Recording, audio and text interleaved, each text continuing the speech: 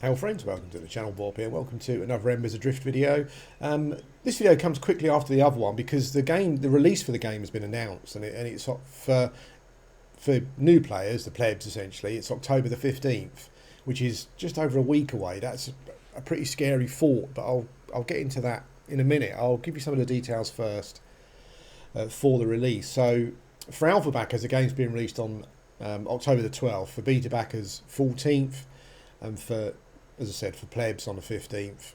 I don't like these kind of staggered releases. I kind of feel that new players have enough of a hard time learning systems and getting into games as it is. I think separating veteran players from new players in this way is not a good idea. I understand that the developers include these incentives so people back the game, but I think it's much fairer if everyone starts at the same time. But that's not happening. That's not what's happening. So there you go. So on the details, so the pricing has come down from alpha or beta backing. It's $39.99 if you were buying the game normally. But if you buy the game, I think it's for the rest of October. If you buy the game during October, it's $29.99, so you get a $10 discount. I think the normal subscription is $14.99, but I don't know if you subscribe in October or if it's throughout the rest of the year. But subscription is going to be $9.99 until the end of the year, where it will go up to $14.99. And, you know, we can only assume that this is being done from a perspective of finances. You know, maybe they just need more finances to continue development of the game. They need an influx of cash, which is fine. I actually don't mind that at all. I don't find that a problem. I think the problem comes when you look at what is a release, what isn't a release, and how that's communicated. So this game, this is not ready for release, and it's not ready for release even by the standards of people who have tried to use the excuse that MMOs are always in development. So an MMO is never really released. Even taking that into consideration, this game still isn't ready for release. You know, there are not a proper launch release anyway. There are systems that are still missing. There's content that's still missing, and we're just over a week away from release. Even if this content was available for release, it hasn't been tested at all. So essentially, what it feels like you're doing is that you're buying into the next phase of beta, which is fine. But I do kind of feel that you need to be a bit more open about that. So if you look at the launch features, it says 1 to 50 content. Well, we haven't got that. Things like alchemy is like the alchemy system it advertises, but I don't think the alchemy system's in the game at the moment. I mean, I've got an ember stone, but you know, with regards to talking about an alchemy system, I'm assuming it's a system where you learn skills and you upgrade something in some way to unlock new features. I mean, that isn't in the game at the moment. Maybe these things will be in the game. You know, maybe they're ready for release. I don't know, but the thing is they're still in testing, and there are a lot of systems on the release features list that have only really gone into the game, and some of them have had big overhauls, and they're still changing. You know, and that's why I feel that we're moving into the next launch, a launch of the next phase of beta rather than an actual launch. And as I said, that's fine. You know, if you need money, you need money. That's fine. But I think the way it's being communicated could be a PR disaster. I think that, you know, players have got such a low tolerance for MMO releases now. You know, it's such a big contentious thing. Whether it's down to the fact that there are features missing that are stated they're in the game, whether the servers are always down, or the server queues, or the servers can't cope with the amount of players coming into the game. The tolerance level is 0, and I feel launching a game with a list of launch features, and some of them are not in the game, and some of them are going to players are not daft. You know, if there's a launch day patch with a load of new features going in, you're going to feel like you're a tester still, because these things haven't been tested on a larger scale, as far as I'm aware. You know, internally, maybe you can test them, but you never really know how things are going to turn out until you get it out to a much wider audience. And and I think the game is to that extent where I just don't buy. I can't buy the MMOs always in development excuse, because I just think that, you know, I think there's a limit, and I don't think this game is over that limit. as you can see, there's a week away from release roughly, and there's a load of content that still needs to go in the game to fill out that feature list. And if they do manage it, then a lot of it's untested, so that's why I feel we're still in a beta. But I'm still excited for it. It's a new MMO release. As I said before, I wasn't going to play any more Embers Adrift, particularly until the release come around. And the release is coming around, and it's kind of still going to be functionally the similar game, but I'm a sucker for a new MMO release. I'm looking forward to it. As I said, I enjoy the bones of the game to a point where being one of those silly buggers that's actually got 2 accounts. Because I want a way of because I'm really concerned about the population. I really want a way of being able to do as much as I can on my own if I need to. So I got a second account. I looked at all the rules. There was nothing about you can't 2-box. So if they change that for release, that's going to be very frustrating for people who bought a second account before that rule was imposed. But I don't think they're going to do that. It doesn't really make any sense particularly.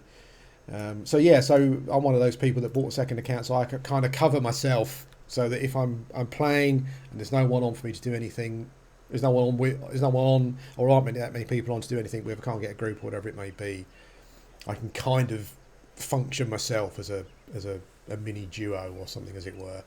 But it's that I'm hoping that doesn't backfire on them.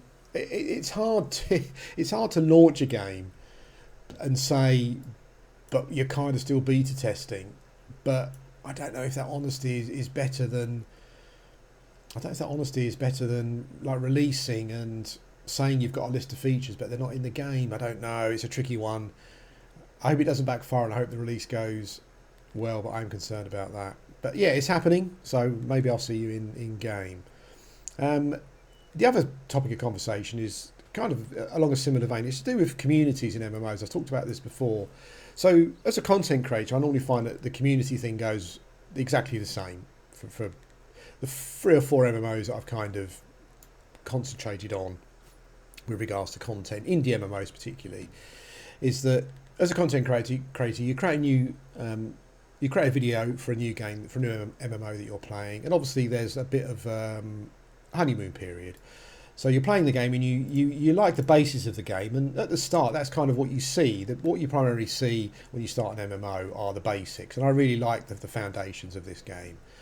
But as you play, and what happens is when you create a video like that, you get generally the people who are most vocal on the forums and Discord. They'll find your video and they'll say, "Oh, it's nice to see someone else doing content. Nice to see someone else enjoying a game," which is all nice and fine and whatnot. But things quickly change, and it's because as you play an MMO for longer, you discover more things about it that are a problem, and you start focusing on those more in videos, and you quickly become a problem, or you become toxic, or whatever it may be, because there are people that follow these games, who've been following them for quite a long time, who the game they almost become like cultists.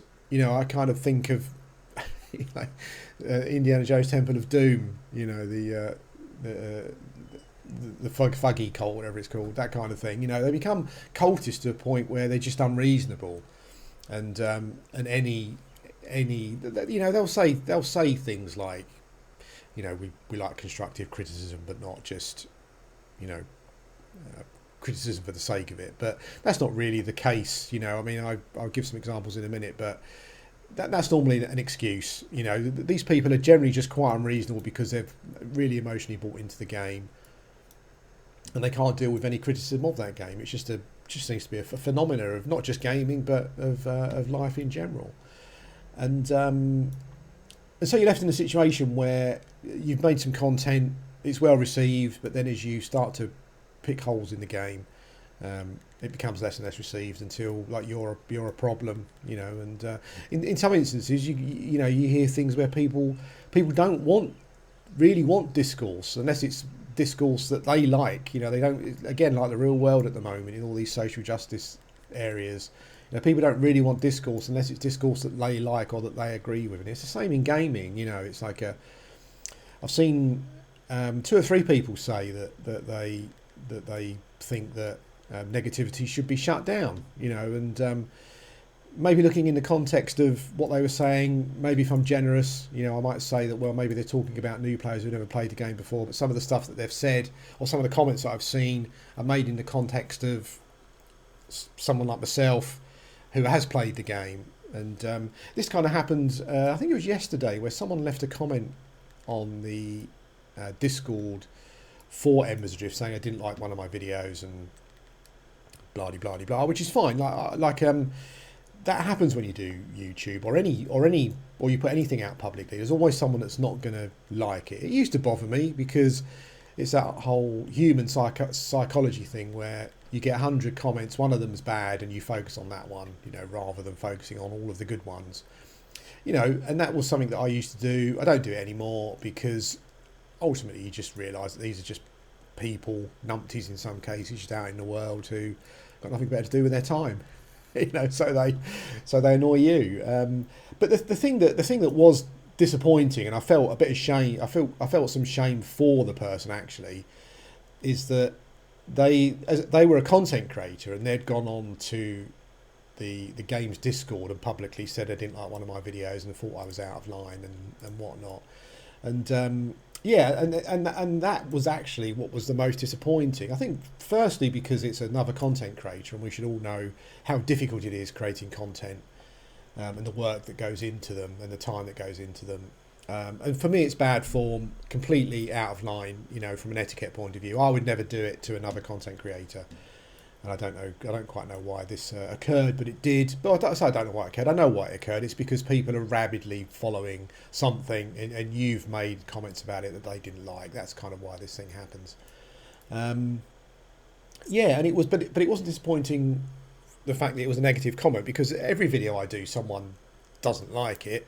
As I said, that's par for the course. It was disappointing the fact that it was another content creator, but also the fact they put it on the public game Discord, on the official game Discord. You know, that was just felt completely out of line, and it's not something that I would ever do. I wouldn't even name, even though I'm really disappointed. I wouldn't even name them in this aspect because I just don't think that's the right thing to do. But it was a shame, and I kind of felt a bit ashamed for them that they felt that was something that they could do, like over a game, really, that they've obviously become very, very invested in. The game's going to get very dark at the moment, but I'm running towards a torch over there. I'm running towards the Ember fire, so you can see that, so you can see a bit around you.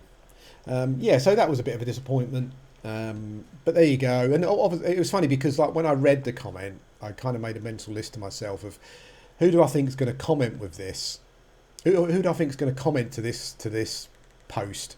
And what are they going to say? And I made a little mental list, and I was exactly right. It's the same culty kind of followers who are always posting on the forums and always doing whatever it is they're doing. I'm sure they provide good feedback, but I also don't think that they realise what a negative impact they have because they just so feverishly white knight the game that from the externally it's just not looked on particularly well, you know. But there you go. And yeah, and as I said, I made a mental list of people I fought with. This game does have some lovely skyboxes. I did make a mental note of people I thought would respond and how they would respond, and it was pretty much par for the course. I wouldn't say it was a pile-in, but it was just people leaving comments. And there are people that want to shut down this kind of criticism, although they claim that's not the case. There was one numpty on there who was a right piece of work. It was funny because afterwards, a couple of you, I won't mention their name again, but it's funny because afterwards a couple of you did send me messages saying, oh yeah, I've experienced this person before, they're a right numpty, and they are a right numpty. Not the sort of person I would want in my gaming community, but there you go. What can you say? You can't pick and choose who you get. But yeah, it was just another example of an MMO where you start off all positively, obviously, because, you know, as I said, it's a honeymoon period. But then as you find more criticisms and you start to point those out, you see this hardcore, like, fanatical community bubble change. And yeah, it's one of the things I find most interesting about doing YouTube now, sometimes even more so than the games, just to see the psychology of MMO communities, how they work and what a reflection they are of just real life in general. You know, it's a very interesting, but yeah, but it is what it is. You know, it's, you can easily just ignore these people really.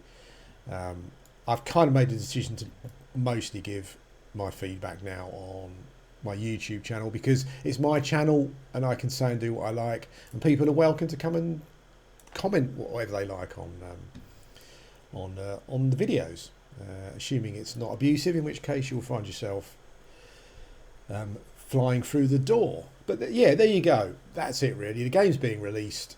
I'm looking forward to it, but I'm really concerned about the communication, how the launch is being communicated. And I just feel that people are going to pick up on stuff that's either not in the game, or is unfinished, or has just been put into the game, you know, leading up to release, and it hasn't been tested properly. But there you go. I hope it all works out, because there are some, as I said, there's great foundations in the game. There are some really nice systems. What I might try and do before the game releases is cover the Ember system a little bit. How you charge up your. I'm not sure if there's something near that I can show you, but I'll save it for another video. There are these like ember eruptions where when you kill monsters near them, you get an ember version of the monster, and if you kill it, it fills up your ember stone, which you use. I think you can use as like a fast teleportation. So it's quite nice. It's quite a nice compromise. The fact that there's fast teleportation, for the fact that there's fast travel. I still think the running around is far too slow.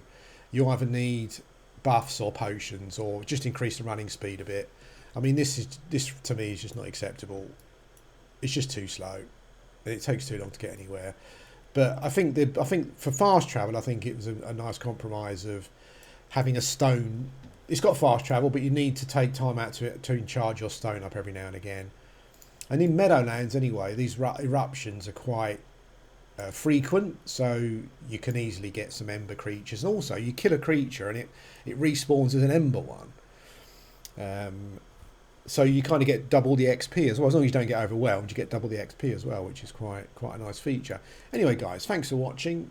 Hopefully I'll see you on release, and I'll speak to you again soon.